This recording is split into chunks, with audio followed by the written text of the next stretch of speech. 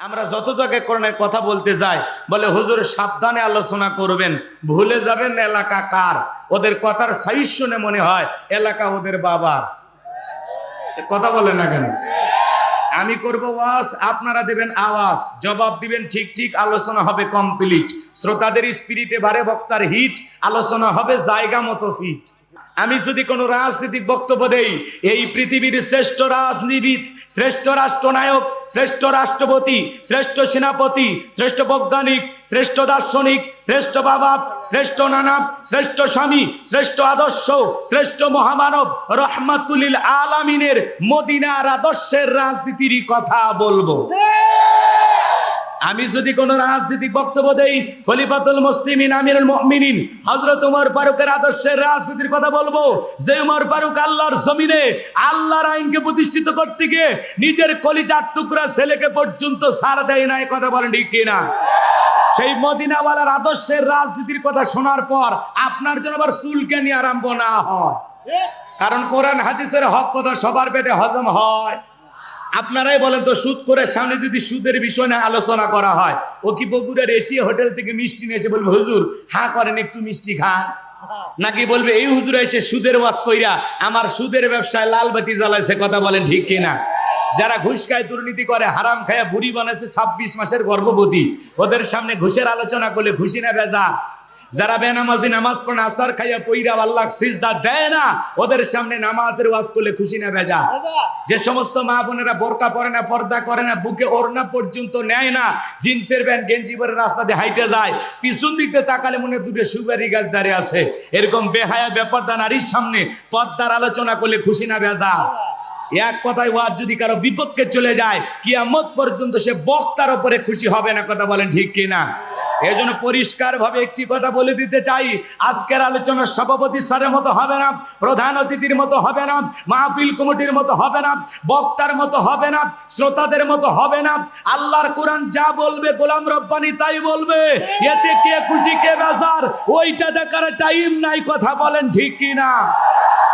যুগে যুগে নবী রাসূলের দাওয়াতি কাজ করেছেন, তাদের দাওয়াতি কাজেও কাফের বেঈমানরা বাধার প্রাচীর তৈরি করে দিয়েছিলেন। এরপরে আল্লাহর পয়গম্বরেরা শত বাধার প্রাচীরকে ভেঙে আল্লাহর জমিনে আল্লাহর প্রতি মানুষকে দাওয়াত দিয়েছেন। কথা বলেন ঠিক কিনা? আপনার আমার প্রিয় নবী কালেমার দাওয়াতি থেকে কোরআনের প্রচার করতে গিয়ে মার খেয়েছেন, রক্ত জড়িয়েছেন, দান্নার মোবারক শহীদ হয়ে গেছেন, লোহার টুপি মাথার ভিতরে ঢুকে গেছেন। সাহাবায়ে কিরাম দ্বীনকে প্রতিষ্ঠিত করতে গিয়ে মার খেয়েছেন, রক্ত জড়িয়েছেন, জীবন দিয়েছেন। ও বাংলার মুসলমান, 1971 সালে এদেশের মাটির জন্য, এদেশের পতাকার জন্য, এদেশের স্বাধীনতার জন্য আপনার আমার পূর্বপুরুষেরা যদি জীবন দিতে পারেন, রক্ত দিতে পারেন, প্রয়োজন যদি হয় আল্লাহর জমিনে আল্লাহর দ্বীনকে প্রতিষ্ঠিত করতে গিয়ে, কোরআনের সমাজ কায়েম করতে গিয়ে নবীদের মতো, সাহাবায়ে কিরামদের মতো বুকের তাজা রক্ত দিতে হয়। কারা কারা দিতে রাজি? দুহাত তুলে আল্লাহকে দেখাও।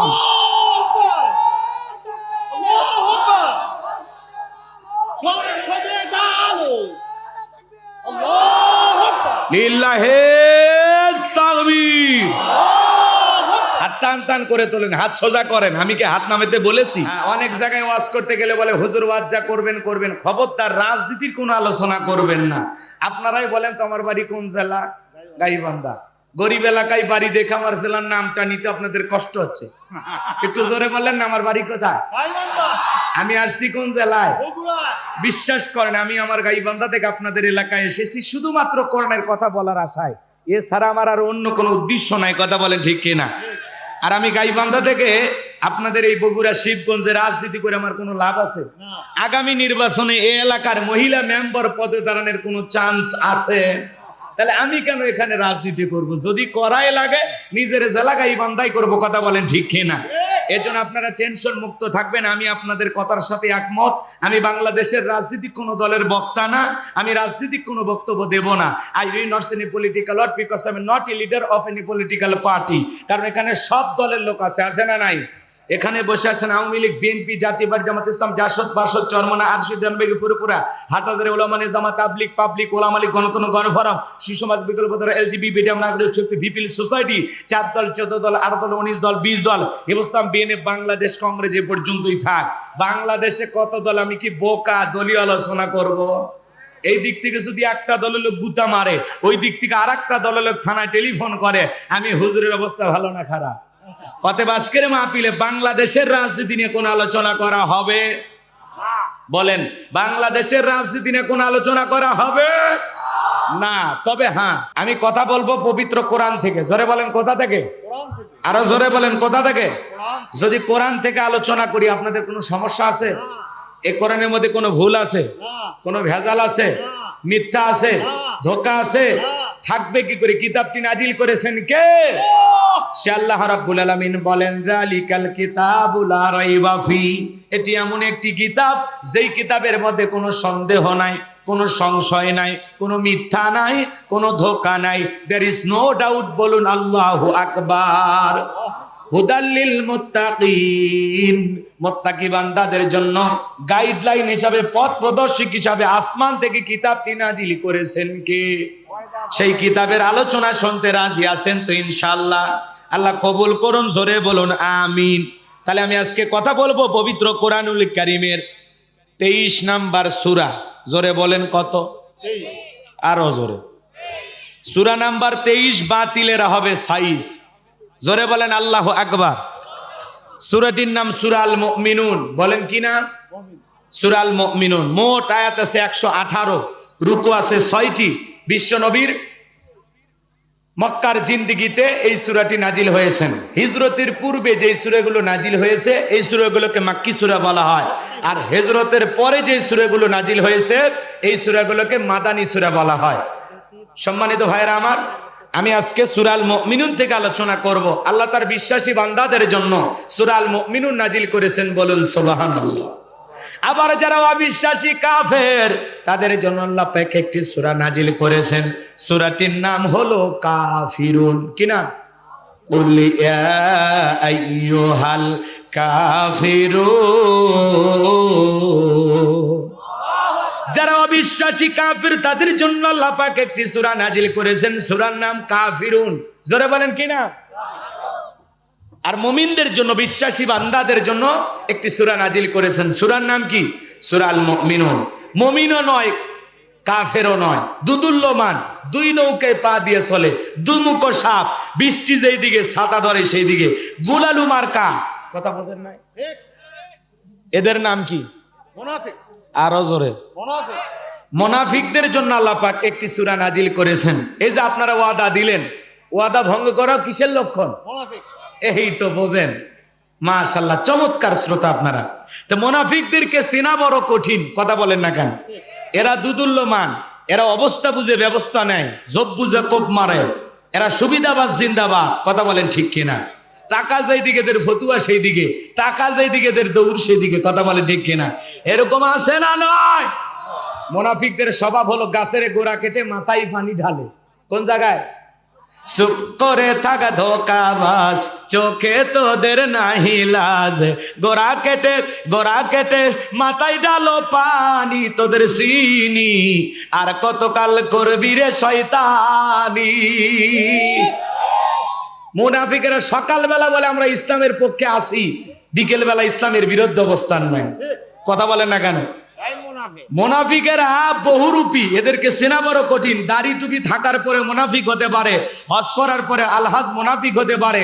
রসুলের পিছনে নামাজ আদায় করে লোকটা যদি মুনাফিক হয়, আপনার আমার পিছনে নামাজ পড়ে তার চাইতে বড় না হবে। কথা বলেন ঠিক কিনা? মুনাফিকেরা নিজের রাস্তা, নিজের পথ ক্লিয়ার করার জন্য নিজের হাতে রাতের আধারে মার্ডার করে, হত্যা করে, আর সকালবেলা ফুলের মালা লাশের উপরে দিয়া শোক প্রকাশ করে বলে বড় ভালো লোক ছিল। ভালো লোক ছিল তো মাল্লি কেন? শয়তান। কথা কয় না? হ্যাঁ, মুনাফিকেরা নিজের দোষ অন্যের ঘাড়ে চেপে দেয়।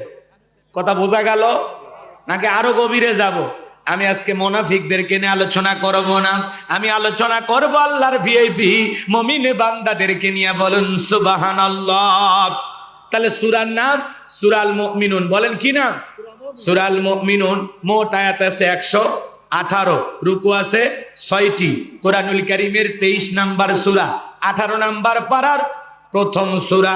জবান ছেড়ে সবাই একটু মহব্বতে আমার সাথে তিলাওয়াত করুন। আউযু বিল্লাহি মিনাশ শাইতানির রাজিম। বিসমিল্লাহির রাহমানির রহিম।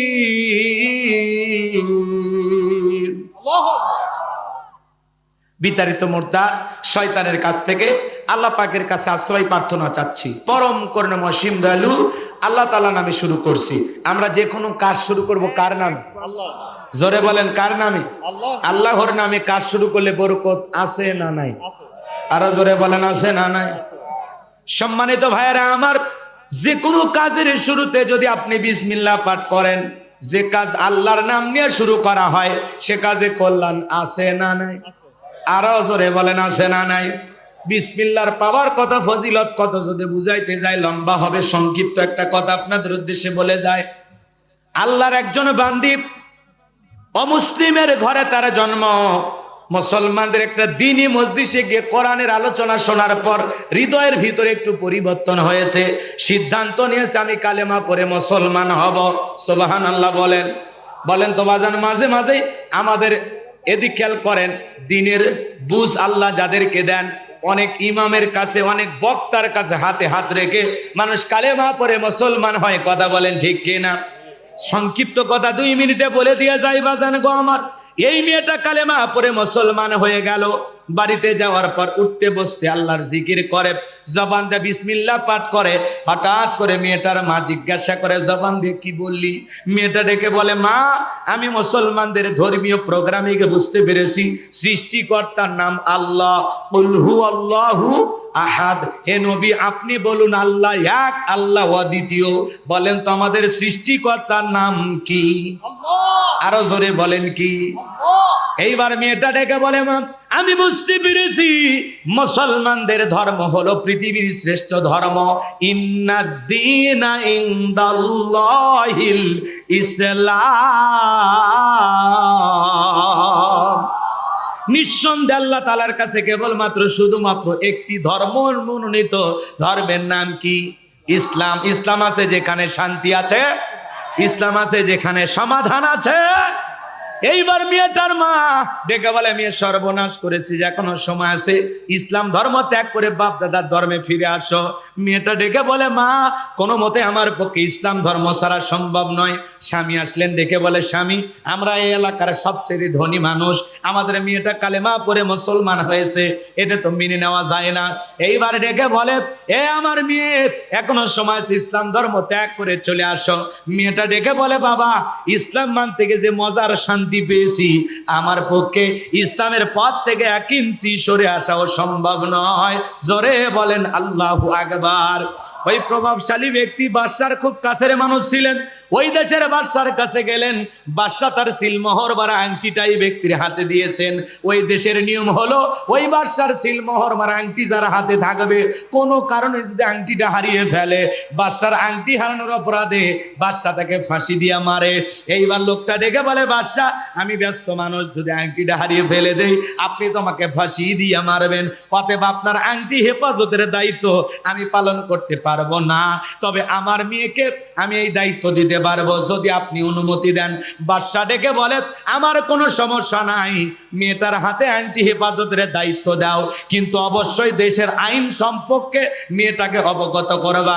বাড়িতে যাওয়ার পর মেয়েটার হাতের মধ্যে আংটি দিয়ে ডেকে বলে, মা এইটা বাদশার সিলমোহর মারা আংটি, খবরদার তুমি যেন হারিয়ে না ফেলো। বাদশার আংটি হারানোর অপরাধে বাদশা কিন্তু ফাঁসি দিয়ে মারবে, আমি বাবা হয়েও তোমাকে বাঁচাতে পারবো না। মেয়েটা বিসমিল্লাহির রহমানির রহিম বইলা আংটিটা জামার পকেটের ভিতরে রেখে দিয়েছে। রাতের বেলায় বাবা কৌশলে মেয়ের ঘরের ভিতরে প্রবেশ করে আংটিটা জামার পকেট থেকে নিয়ে বাড়ির পাশে নদী ছিল, নদীর ভিতরে ছুঁড়ে ফেলে দিয়েছে। আর মনে মনে ভাবতেছে, মেয়েরে আগামী কালকে যখন বাদশার সিলমোহর মারা আংটিটা তোমার কাছে চাইবো, যখন ফেরত দিতে পারবা না, বাদশার আংটি হারানোর অপরাধে বাদশা তোমাকে ফাঁসি দিয়া মারবে। তুমি মুসলমান হয়েছো এ কথা প্রকাশও পেল না, আমার উঁচু মাথা নিচু হলো না, বংশের মুখে চুনকালি পড়লো না, তোমার কারণে আমার সম্মান নষ্ট হলো না। আপন বাবা হয়ে মেয়ের বিরুদ্ধে গভীর ষড়যন্ত্র করলেন, চক্রান্ত করলেন, কারণ একটাই, মেয়েটা ইমানদার মুসলমান। কথা বলেন ঠিক কিনা?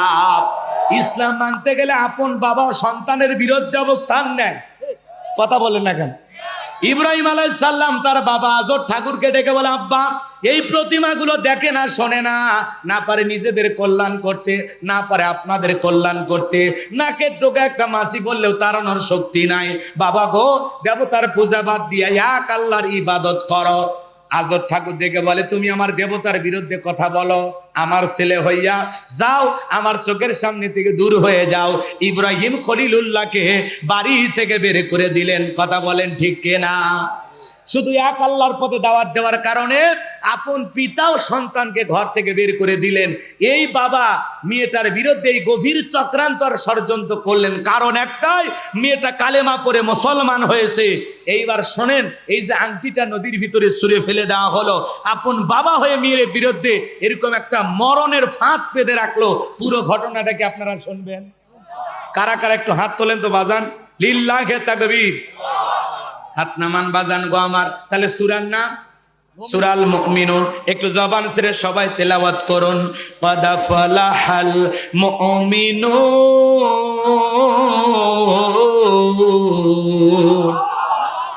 একটু সংক্ষিপ্ত কথা বলে দিয়া যায়, যে কোনো সূরা বা আয়াতের তাফসীর করতে হলে কোন প্রেক্ষাপটে নবীজির উপরে এই সূরাটি বা আয়াতটি নাজিল হয়েছে, সে নাজিলের প্রেক্ষাপট আছে না নাই? নাজিলের শানে নজুল জানার দরকার আছে না নাই? যদি শানে নজুল আলোচনা না করা হয় তাহলে তাফসীর বুঝতে সহজ হয় না কঠিন হয়? কঠিন হয়। আর যদি শানে নজুল আলোচনা করা হয় তাহলে তাফসীর বুঝতে সহজ হয়, বলুন সুবহানাল্লাহ। আর যদি শানে নজুল আলোচনা করা না হয় তাহলে তাফসীরের পরিপূর্ণতা পায় না। কথা কি বোঝা গেল? তাহলে রাসূলের উপর কোন সময় আল্লাহ পাক সূরাল মুমিনুনের এই আয়াতে কারিমাগুলো নাজিল করেছেন জানার দরকার আছে না নাই? বলতে গেলে যদি একটু সময় লাগে, সময় দেবেন তো ইনশাআল্লাহ? কত মুরব্বী যাত্রার প্যান্ডেলে ফজরের নামাজ পড়ছে না, মানে ফজর পর্যন্ত যাত্রা দেখছে। তাহলে ফজর পর্যন্ত যাত্রা দেখা যায়, রাতের ৩টা-৪টা পর্যন্ত জাগ্রত হয়ে বিশ্বকাপ খেলা দেখা যায়। আর কোরআন শোনার জন্য যদি একটু সময় দেওয়া লাগে, দেবেন না? পারবেন তো? যদি সময় দেন বুঝবো এলাকার মানুষ ভালো, আর যদি সময় না দেন তাহলে বুঝবো আপনারা ওই গুরু। ও বোঝেননি? না না, কৃষক মফিজ বানাবো। বাজান গো আমার, নবীজির প্রিয় সাহাবী হযরত ওমর ফারুক রাদিয়াল্লাহু তাআলা ডেকে বলেন, আমি মৌমাছির বন বন ভন বন আওয়াজ শুনলাম। ডানে তাকায় মৌমাছি নাই, বামে তাকায় মৌমাছি নাই। বিশ্ব নবীর চেহারা মোবারকের দিকে তাকায় দেখি নবীজি ফিস ফিস করে কি যেন তিলাওয়াত করতেছেন। হযরত ওমর ফারুক ডেকে বলেন, আমার বোঝার বাকি রইল না, আসমান থেকে নবীজির উপরে কোরআনুল কারীম নাজিল হচ্ছে, আর বিশ্ব নবী কোরআনুল কারীম রিসিভ করতে ব্যস্ত। বলুন সুবহানাল্লাহ। মৌমাছির বন বন ভন বন আওয়াজ হইলে কোরআনুল কারীম নাজিল হয়। দপ্তরি ছুটির ঘন্টায় বাড়ি মারে টন টন আওয়াজ হইলে কোরআনুল কারীম নাজিল হয়। নবীজি যখন ঘোড়ার উপরে থাকতেন, ওই সময় যদি কোরআনুল কারীম নাজিল হইতো, ওহির ভারে ঘোড়ার পাগুলো বালুর ভিতরে ডেবে যেত। বলেন আল্লাহু আকবার। কয়েকটি পদ্ধতিতে নবীজির উপরে কোরআনুল কারীম নাজিল হইতো, এগুলো বলতে গেলে লম্বা হবে। এক সাহাবী রানের উপরে মাথা রেখে নবীজি আরাম ফরমাচ্ছেন, ওই সময় কোরআনুল কারীম নাজিল হলো। সাহাবী ডেকে বলেন, আমার কাছে মনে হয় আমার রানটা ফেটে যাবে, আমার কাছে মনে হয় আমার রানের উপরে পাহাড় চেপে ধরা হয়েছে। তাহলে কোরআনুল কারীমের একটা আলাদা ওয়েট, আলাদা একটা ওজন আছে না নাই? জীবনের প্রথম কোরআনুল কারীম রিসিভ করতে গিয়ে নবীজির শরীর মোবারকে জ্বর পর্যন্ত এসেছিল। আমার ভাইরা, দীর্ঘ 23টি বছরে নবীজির উপরে কোরআনুল কারীম নাজিল হয়েছে। ইমদাদিয়া লাইব্রেরি 150-200 টাকার বিনিময়ে কোরআনটা ছাপায়া আপনার আমার বাড়িতে পৌঁছায়া দিয়েছে। এই কোরআনের সম্মান মর্যাদা অনেক কপাল পরা মুসলমান আমরা আজও বুঝতে পারলাম না। কথা বলেন ঠিক কিনা? হযরত ওমর ফারুক ডেকে বলেন, নবীজির কুরআনুল কারীম রিসিভ করা শেষ হয়ে গেল।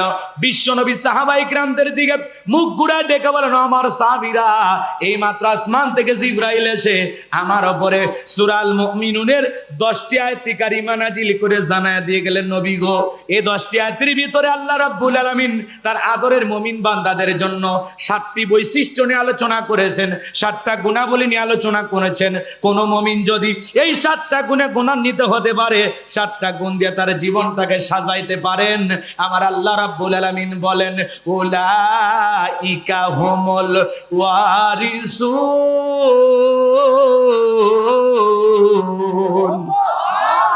আল্লাযীনা ইয়ারিসুনাল ফিরদাউস হুম ফিহা খালিদুন। আমার আল্লাহ বলেন, তারা উত্তরাধিকারী হবে জান্নাতুল ফেরদাউসের, সেখানে তারা চিরকাল বসবাস করবে। আল্লাহ কোনোদিন জান্নাত থেকে বের করে দেবেন না। জোরে বলুন সুবহানাল্লাহ। আপনার আমার টার্গেট জান্নাত না জাহান্নাম? কারা কারা জান্নাতে যেতে চান দুই হাত তুলে আল্লাহকে দেখান। হাত তোলেন। সবাই জান্নাতে যেতে চান। জান্নাতে যেতে হলে 7টা গুণাবলী, জোরে বলেন কয়টি? আরো জোরে বলেন কয়টি? এই 7টা গুণাবলী অর্জন করতে পারলে, এই 7টা গুণ দিয়ে জীবনটা সাজাইতে পারলেই আপনি আমি জান্নাতুল ফেরদাউসের উত্তরাধিকারী হব। যদি জান্নাতে যাওয়ার বাসনা মনের ভিতরে থাকে, তাহলে 7টা গুণ কি কি জানার দরকার আছে না নাই? হাত নামান বাজান। আপনার আমার সকলেরই টার্গেট জান্নাত, কেউ আমরা জাহান্নামে যেতে চাই না, কথা বলেন ঠিক কিনা? আমার আল্লাহ আপনাকে আমাকে কত ভালোবাসেন জানেন? আল্লাহ ভালোবেসে মুসলমানের ঘরে জন্ম দিয়া জান্নাতের রাস্তায় একটু আগায়া দিয়েছে। সুবহানাল্লাহ বলবেন না? এরপরে বাজান গো আমার, পৃথিবীর শ্রেষ্ঠ ধর্ম ইসলাম ধর্মের মানুষ বানাইয়া জান্নাতের রাস্তা আল্লাহ আরেকটু আগায় দিয়েছে। এরপরে পৃথিবীর শ্রেষ্ঠ পয়গাম্বার মুহাম্মদ রাসূলুল্লাহ সাল্লাল্লাহু আলাইহি সাল্লামের উম্মত বানাইয়া, আখিরি নবীর আখিরি উম্মত বানাইয়া জান্নাতের রাস্তা আল্লাহ আরেকটু আগায়া দিয়েছে। এরপরে পৃথিবীর শ্রেষ্ঠ কিতাব কোরআনুল কারীম দান করে আপনাকে আমাকে আল্লাহ পাক জান্নাতের রাস্তা আরেকটু আগায় দিয়েছে। এখন একটু আমল করলেই জান্নাত। সুবহানাল্লাহ বলেন। আমার ভাইয়েরা ভালো করে বোঝেন, 7টা গুণাবলী ভালো করে বোঝেন, তাহলে আল্লাহ পাক জান্নাতুল ফিরদাউসের ওয়ারিস বানায় দিবেন। ওয়ারিস মানে বোঝেন না? উত্তরাধিকারী। বোঝেন? বোঝেন? বাবা মারা গেলে ওয়ারিস সূত্রে সন্তান যেরকম বাবার সম্পত্তির মালিক হয়, কোন মুমিন যদি এই 7টা গুণাবলী অর্জন করে মারা যেতে পারে, তার নামে জান্নাতুল ফিরদাউসের ভিতরে জায়গা বরাদ্দ থাকবে। বলেন সুবহানাল্লাহ। নবীজি তখন সাহাবায়ে কিরামদের সামনে তেলাওয়াত করে শোনায় দিলেন। আমার আল্লাহ ডেকে বলেন, কাদ ফালাহাল মুমিনুন। আমার আল্লাহ ডেকে বলেন, অলরেডি মুমিনেরা সফল হয়েছে। সফল হয়েছে তারা ঈমান এনেছে যারা। সুবহানাল্লাহ বলেন। ঈমানদার ছাড়া আল্লাহর কাছে সফল হওয়া যায়? আমরা মনে করি ক্ষমতা থাকলে সফল, টাকা থাকলে সফল। পৃথিবীর সবাই চেনে জানে সফল না। পৃথিবীর সবচাইতে বড় ক্ষমতাধর নেতা নাম কি? Joe Biden. বর্তমানে আমেরিকার প্রেসিডেন্টের নাম কি? Joe Biden. আমেরিকার প্রেসিডেন্ট পুরো পৃথিবীর ক্ষমতাধরের মধ্যে একজন। কথা বোঝেন নাই মনে হয়? ভালো করে বোঝেন। পুরো পৃথিবীর ক্ষমতাধর ব্যক্তির মধ্যে একজন হলো জো বাইডেন। ভালো করে বোঝেন। সে যত বড় ক্ষমতাধর হোক, আপনাদের এলাকায় একটা বাজারের নাম বলেন। বরিয়ারহাট বাজার। এলাকায় মনে করেন কাঁচা তরকারি বিক্রি করে, আল্লাহর বান্দা সবজি বিক্রেতা। আজান দেওয়ার পরে মসজিদে গিয়ে যদি মাথা নত করে আল্লাহকে সিজদা দেয়, পৃথিবীর বড় নেতা জো বাইডেনের সে ওই বরিয়ারহাটের কাঁচা তরকারি বিক্রি করা সবজি দোকানদার ইমানদারের দাম আল্লাহর কাছে কম না বেশি? আরো জোরে। তার মানে কি? যত বড়ই ক্ষমতাদার হোক, যদি লোকটা বেঈমান হয়, আল্লাহর কাছে কোনো দাম নাই। ঈমান আছে যার, আল্লাহর কাছে দাম আছে তা। ওই যে উত্তর কোরিয়ার প্রেসিডেন্ট কাটিং মারামাল কিম জং দেখেন নাই? এরপরে এই যে খেয়াল করেন, ভারতের দাদা, আবার রাশিয়ার প্রেসিডেন্ট পুতিন। এরা যত বড়ই ক্ষমতাদার হোক না কেন, বাংলাদেশের একজন ভিক্ষুক, কথা বোঝেন নাই? রিক্সা চালায়, ভ্যান চালায়, লোকটা যদি ইমানদার হয়, আজান দেওয়ার পরে মসজিদে গিয়ে মাথা নত করে আল্লাহকে সেজদা দেয়, পৃথিবীর বড় নেতাদের চাইতে ওই ইমানদার রিক্সা চালকের দাম কম না বেশি? ভালো করে বোঝেন। এজন্য ভিক্ষুক হয়েও বাংলাদেশের ময়মনসিংহ 30 উপজেলার মধ্যে আল্লাহর এক বান্দা ভিক্ষুক, মানুষের দ্বারে দ্বারে ভিক্ষা করে, সে এইবার এমপি পদপ্রার্থী। কথা কয় না কেন? একজন ভিক্ষুক টাকা জমাইছে, ওইটাতে ব্যানার বানাইছে, টাকা পয়সা জমা দিয়েছে, স্বতন্ত্র পদপ্রার্থী হিসাবে এইবার এমপি নির্বাচন করতে চায়। বলে আমি ভিক্ষুক হলে আমার মনের মধ্যে বাসনা, জনগণ যেভাবে ভিক্ষা দেয়, যেভাবে আমারে ভালোবাসা দেখায়, যদি ওই ভালোবাসার ঠেলায় একবার ভোট দেয়। কথা কয় না কেন? ভিক্ষুক হইলে মনটা ভালো, চেহারাটা মাশাআল্লাহ, বলা যায় না বাজান। যুগের পরিবর্তন, কখন কোন মানুষ কোথায় যাবে এটা বলা যায়? কথা বলেন না কেন? ভিক্ষুকেও ক্ষমতার মালিক বানায় দিতে পারেন কে?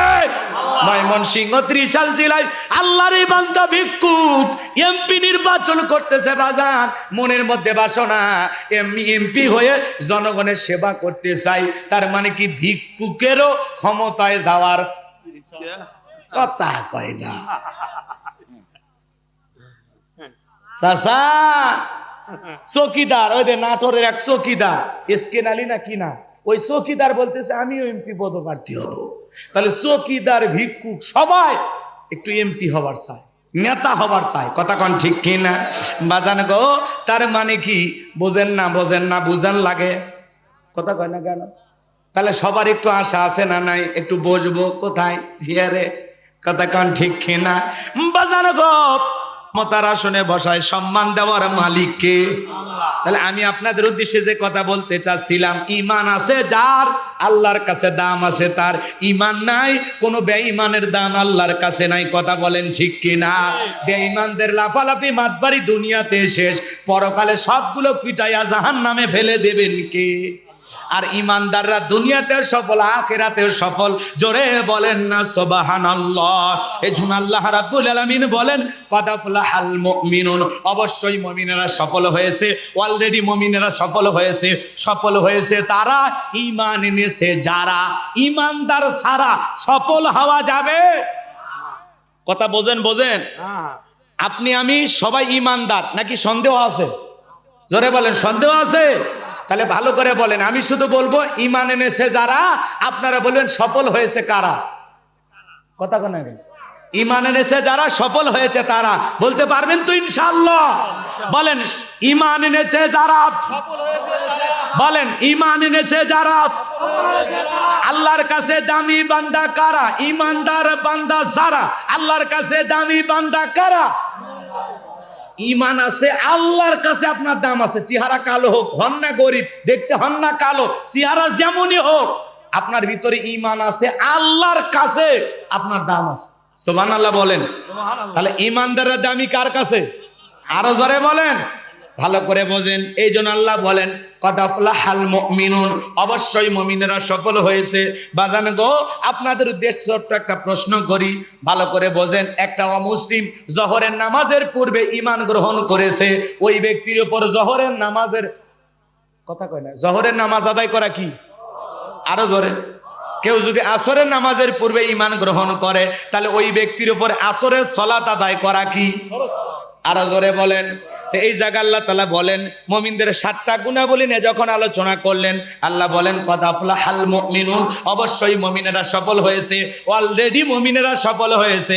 মুমিন বান্দাদের 7টা বৈশিষ্ট্য নিয়ে আল্লাহ যখন আলোচনা করলেন, আমার আল্লাহ 1 নাম্বার সালাত দিয়ে শুরু করলেন। বলেন সুবহানাল্লাহ। মুমিন জীবনের সবচাইতে গুরুত্বপূর্ণ ইবাদতের নাম হলো সালাত। সালাত সালাত, কথা বলেন ঠিক কিনা? এই জন্য বাজান খালি মসজিদ সুন্দর বানাইলে হবে না। এই মসজিদে যারা নামাজ আদায় করবে তাদের অন্তরও সুন্দর হওয়া দরকার আছে না নাই? খালি মসজিদে নামাজ তাকওয়া না, ওই জায়গায় যারা নামাজ আদায় করবে তাদের অন্তরে তাকওয়া থাকার দরকার আছে না নাই? এজন্য আল্লাহ পাক মুমিন বান্দার 1 নাম্বার গুণাবলী শুরু হয়ে গেল। যুবক রে, এই 1 ঘন্টা হয়েছে ভাই, আপনারা এরকম কে দোয়া করবেন? বারবার বলি নাই, আপনারা বিরক্ত হলে আমাকে খালি বলবেন, দোয়া করে দেব। যে কোনো একটা আলোচনার আগে আট ঘাট বেঁধে নেওয়া লাগবে। কথাগুলো খুবই গুরুত্বপূর্ণ। যদি আপনার কাছে ভালো না লাগে একবার বলবেন, কারণ আমি যত তাড়াতাড়ি ছেড়ে দেবো এটা আমার জন্য উপকার। কারণ এই ছেলে পেলে এমনি অলরেডি আমাকে অনেক ভালোবাসা দেখাইছে। কারণ এরা করছে হুজুর আপনি ওয়াজ কম করলে হবে, আপনি দেরি করে তুলে দেবো, সমস্যা কি? কথা বোঝেন নাই? আপনারা ওটা বসা করবেন, আমি দোয়া করে দেব। আর যদি বলেন হুজুর কোন, আমরা একটু শুনি, শুনে যান, কাজে লাগবে। হই হুল্লোড় করে লাভ নাই। যুবক তোমরা নিরাশ হয় না, তোমাদের জন্য ওয়াজ আছে। তোমরা কি মনে করছো উঠেই তোমাদের ওয়াজ করা লাগবে? বসো, তোমাদের জন্য স্পেশাল আলোচনা বরাদ্দ আছে, মাথার মেমোরির মধ্যে সেভ করা আছে, সময় মতো ডাউনলোড দিয়ে শোনায় দেবে। বসো, মা বোন যারা বসে আছেন মা, আপনারাও নিরাশ হবেন না, আপনাদের জন্য ওয়াজ আছে ইনশাআল্লাহ। ওটা বসা করেন না। আগে অনুরোধ করছি 12:40 বাজলে আপনি উঠবেন, তাহলে আপনার কথা ঠিক থাকবে। ঠিক আছে? তাহলে 1 নাম্বার গুণাবলী, আল্লাযীনা হুম ফি সালাতিহিম খাশিউন।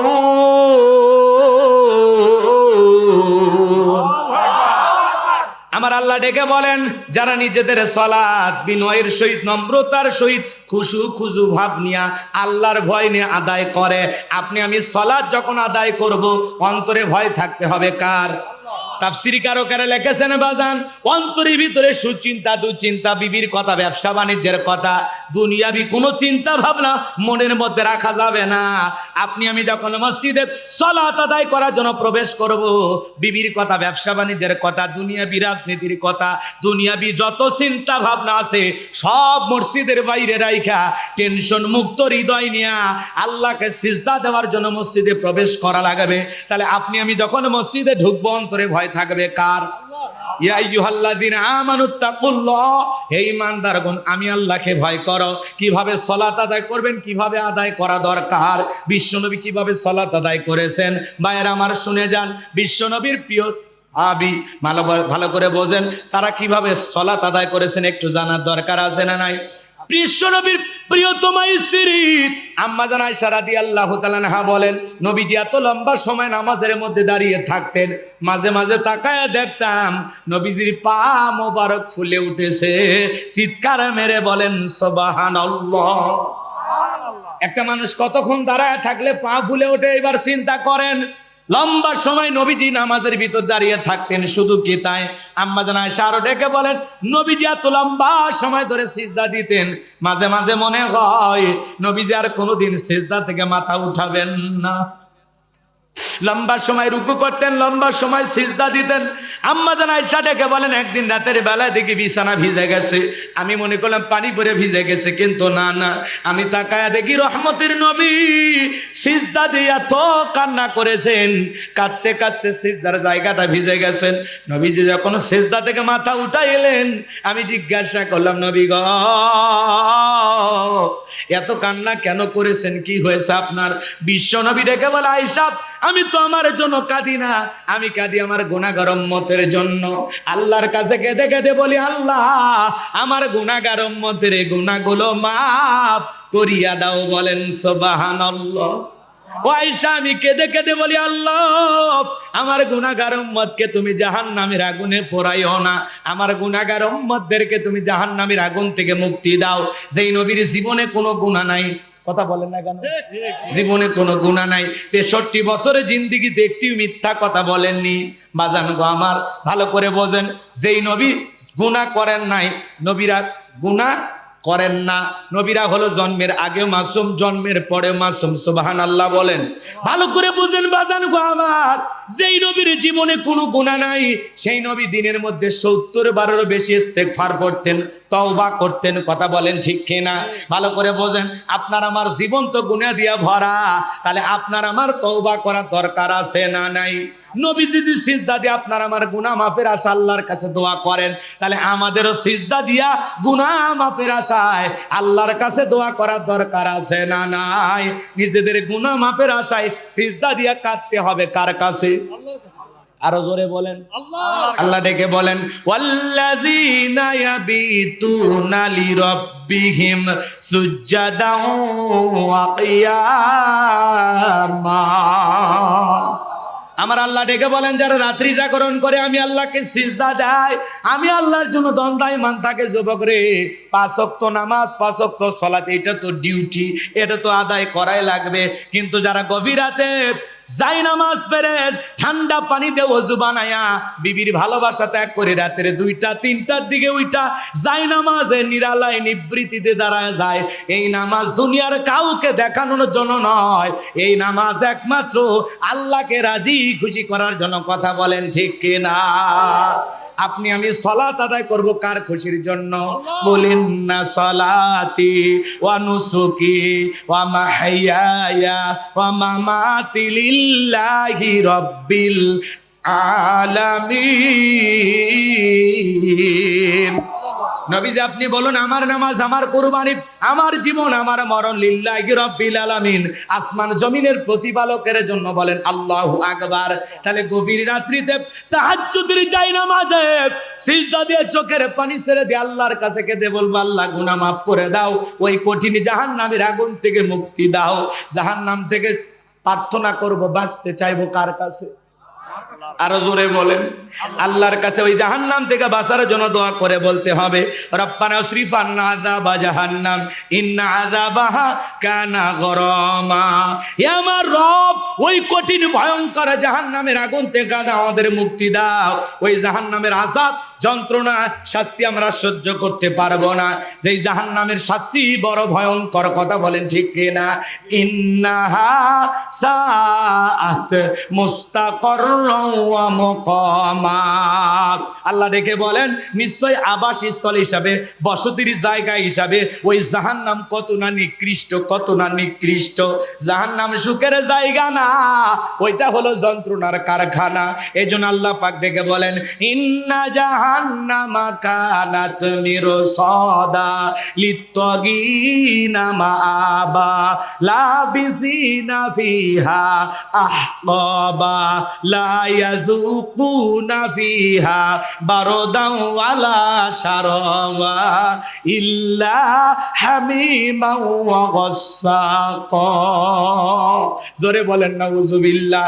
আমার ভাইরা, আমার আল্লাহ ডেকে বলেন, ইন্না জাহান্নামা কানাত মিরসাদা, নিশ্চয়ই জাহান্নাম পেতে রয়েছে আল্লাহর অবাধ্য নাফরমান গুনাহগার বান্দাদের ধরার জন্য। ফুলসিরাতের কিনারায় জাহান্নাম পেতে রয়েছে আল্লাহর অবাধ্য গুনাহগার নাফরমান বান্দাদের ধরার জন্য। এটা হলো অপরাধীদের থাকার আবাসস্থল।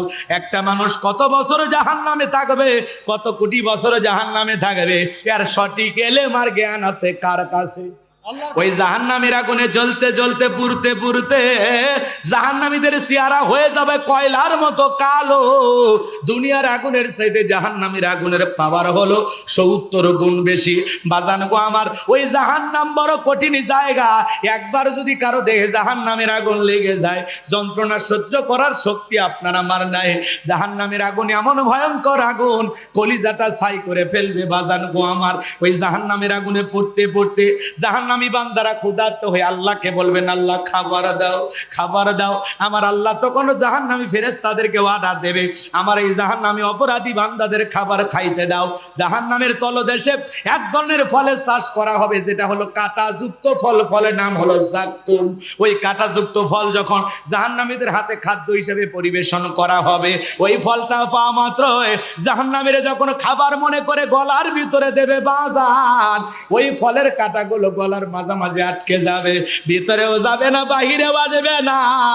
যত গলা নাড়াচাড়া করবে, কাঁটাগুলো ফুটবে আর ফুটবে, যন্ত্রণায় চিৎকার মারবে আর ডেকে বলবে, আল্লাহ এ কেমন ফল খাওয়াইতে দিলা, ভিতরেও যায় না, বাহিরেও আসে না। আল্লাহ জাহান্নামী বান্দাকে এই ফল খাইতে দিয়েছে ক্ষুধা মেটানোর জন্য নয়, যন্ত্রণা আরো বেশি বাড়ানোর জন্য। বাজান গো আমার, এইবার যখন গলার মাঝামাঝি ফলটা আটকে যাবে, যত গলা নাড়াচাড়া করবে, কাঁটাগুলো ফুটবে আর ফুটবে, যন্ত্রণায় হাহাকার করবে আর চিৎকার মেরে ডেকে বলবে, আল্লাহ পানি দাও, পানি দাও। ওরা যখন পানি পানি বলে চিৎকার মারবে, আমার আল্লাহ ডেকে বলেন, লা ইয়াযুকুনা ফিহা বারদাও ওয়ালা শারাবা, তাদেরকে মিনারেল ওয়াটার দেওয়া হবে না, ঠান্ডা কোনো পানি দেওয়া হবে না। যে পানি পান করে জাহান্নামী তার বুকের জ্বালা তৃষ্ণাকে নিবারণ করতে পারে, কেমন পানি দেওয়া হবে? ইল্লা হামিমা ওয়া গাসসাকা, এমন উত্তপ্ত ফুটান্ত গরম পানি দেওয়া হবে যা পুষ ব্যতীত কিছুই নয়। ও বগুড়ার মুসলমান, দেগের ভিতরে বড় বড় ফোড়া হয়, ফাটায় দিলে ভিতর থেকে কি বের হয়? আরো জোরে বোঝেন নাই? বোঝেন নাই? ভিতর থেকে কি বের হয়? টমেটো রস না পুষ? হাসপাতাল থেকে সংগ্রহ করে দেবো, 1 গিলাস খাবেন, 50,000 টাকা দেবো, 1 লাখ টাকা দেবো, খাবেন? খাবেন? শুনে ঘৃণা লাগতেছে। সিসি হুজুর বলেন কি এগুলো খাবার জিনিস? বাজান গো, সিসি কইরা লাভ নাই, যারা জাহান্নামে যাবে এটাই তাদের খাদ্য। ইল্লা হামিমা ওয়া গাসাকা, এমন উত্তপ্ত ফুটান্ত গরম পানি তাদেরকে পান করাইতে দেওয়া হবে যা পুষ ব্যতীত কিছুই নয়।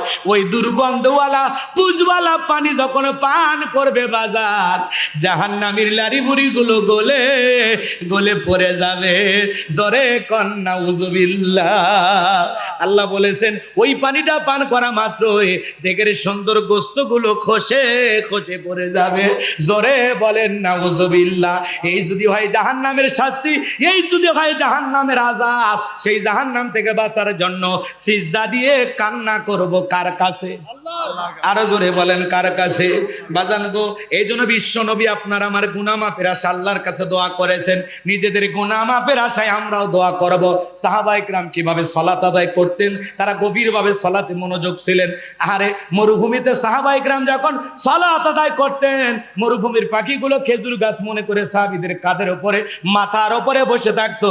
বিশ্ব নবীর সাহাবীরা সালাতে এত মনোযোগ, কাঁধে পাখি পড়ে থাকে, তারপরেও টের পাইতো না। চিৎকার মেরে বলেন সুবহানাল্লাহ। আর আপনার আমার শরীরে একটা মশা পড়লে আগে মশা মার, তারপরে নামাজ ধর। এ কথা কর না কেন? পায়ে যদি মশা পড়ে, এক ঠ্যাং আর এক ঠ্যাংয়ের উপর তুলে দেখে খাবু খা। কথা কয় না কেন? আছে না নাই? আছে না নাই? বাজান গো, বিশ্ব নবীর সাহাবায়ে কেরাম কিভাবে সালাত আদায় করেছেন। জিহাদের ময়দানে রাত্রি বেলায় নবীজি 2 জন সাহাবীকে পাহারাদার নিযুক্ত করলেন। এবার 2 জন সাহাবী কিছু সময় ডিউটি করার পর ডেকে বলে, ভাই আপনি বিশ্রাম করেন, আমি জাগ্রত থাকি। আবার আমি বিশ্রাম করব, আপনি জাগ্রত থাকবেন। তারা ডিউটিটা ভাগ করে নিলেন। এইবার নবীর এক সাহাবী বিশ্রামে চলে গেলেন, আর এক সাহাবী চিন্তা করলেন রাতের বেলায় খামাকা দাঁড়ায় সময় নষ্ট করে কি লাভ? তাদের ধ্যানে জ্ঞানে খালি ইবাদত। সুবহানাল্লাহ বলেন। সুবহানাল্লাহ। ভালো করে বোঝেন বাজান। এইবার নবীর সাহাবী নামাজে দাঁড়ায় গেলেন, কাফেররা টার্গেট করলেন, এটা গাছ না মানুষ। তীর নিক্ষেপ করেছেন, একটা হাতের ভিতরে ঢুকে গেছে, আর একটা তীর নিক্ষেপ করেছেন, আর একটা হাতের ভিতরে ঢুকে গেছে। এইবার বিশ্ব নবীর সাহাবী নামাজ শেষে বন্ধুকে ডাক দিলেন, ডেকে বলে, ভাই জাগ্রত হন, আপনাকে বিশ্রামে পাঠে আমি নামাজে দাঁড়ায় গেছি, মনে করলাম অপচয় সময় নষ্ট করে কি লাভ, কিন্তু দেখেন আমাকে টার্গেট করে তীর নিক্ষেপ করেছে। আজকে আমি যদি রাসূলুল্লাহর পাহারাদার না হইতাম, রসুলের সাহাবীদের পাহারাদার না হইতাম, আজকে আমি নামাজের ভিতরে এত মজা পাচ্ছিলাম, নামাজটা আমার কাছে এত ভালো লাগতেছিল, তীর আইসা যদি আমার দেহটা ক্ষত বিক্ষত করে দিত, আমার কলিজাটা ছিদ্র করে এপাশ ওপাশ করে দিত, তারপরেও আজকে আমি নামাজ ছাড়তাম না। সাহাবায়ে কেরামদের মনের অবস্থাটা দেখেন। সুবহানাল্লাহ বলেন। হযরতে তালহা রাদিয়াল্লাহু তাআলা আনহু সালাত আদায় করতেছেন। জঙ্গল থেকে সাপ এসে ছেলেটা খেলা করতেছিল, পেঁচিয়ে ধরেছেন। স্ত্রী মানুষজনকে ডাকলেন, ছেলেটাকে বিপদ মুক্ত করলেন। হযরতে তালহা নামাজ শেষে জিজ্ঞাসা করে, বিবিরে বাড়িতে এত মানুষজন, ব্যাপারটা বুঝতে পারলাম না।